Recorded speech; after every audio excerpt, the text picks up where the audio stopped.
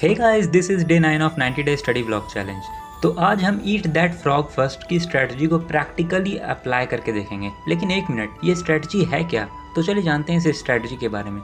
तो बेसिकली अगर आपको एक टेबल पर बहुत सारे अच्छे डिशेस दी जाएं और साथ में एक फ्रॉग खाने को दिया जाए तो आप पहले क्या खाओगे? ऑब्वियसली सब लोग अच्छी डिशेस ही चूज़ करेंगे, लेकिन ऑथर बोलते हैं कि हमें पहले फ्रॉग खाना चाहिए, जिससे कि अगर हम एक बार उस चीज़ को खा लेंगे तो फिर उसके बाद बाकी चीज़ें खाना हमारे लिए ईजी हो जाएगा।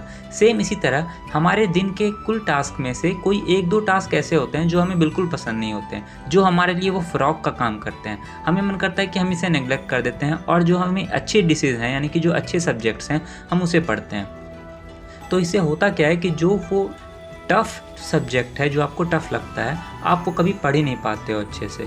तो इसीलिए हम क्या करेंगे, जो भी सब्जेक्ट्स या जो भी टॉपिक्स हमें टफ़ लगते हैं, हम उनको एक जगह पर नोट डाउन कर लेंगे। तो हमारे फ्रॉग्स की लिस्ट तैयार है, अब बस उसे खाने का काम बाकी है। यानी कि सबसे पहले हम इन टॉपिक्स को करेंगे जिसमें हमें सबसे ज़्यादा दिक्कत होती है। तो हम लोग पहले आज इसी को अप्लाई करके देखेंगे और देखेंगे कि ये कुछ काम करता है या नहीं, या ये कितना इफेक्टिव है। तो चलिए आज के दिन की शुरुआत हम लोग करेंगे जीके के साथ, क्योंकि जीके मुझे उतना पसंद नहीं है।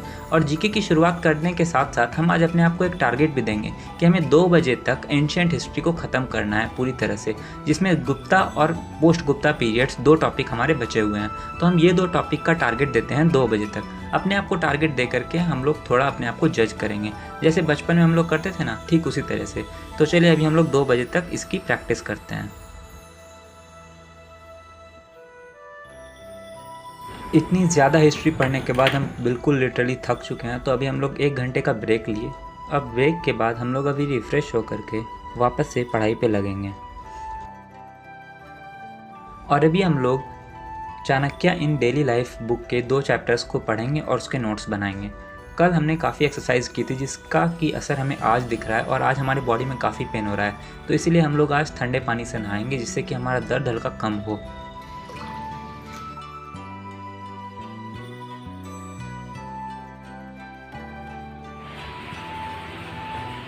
तो पानी को फ्रिज में ठंडा होने के लिए रखने के बाद हम आ गए हैं 1 घंटे तक मैथ्स पढ़ने।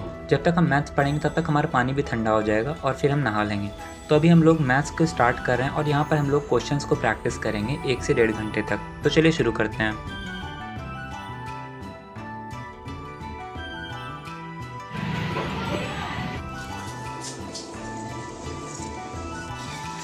अब तक हमारा पानी भी काफ़ी ठंडा हो गया है।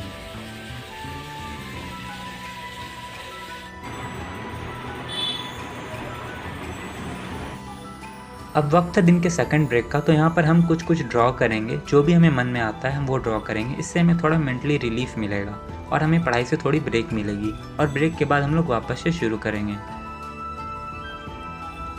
अब हम टेबल्स और फॉर्मूलेस को याद करेंगे मैथ्स के, जो कि हमने दीवार पे स्टिक करके रखा है।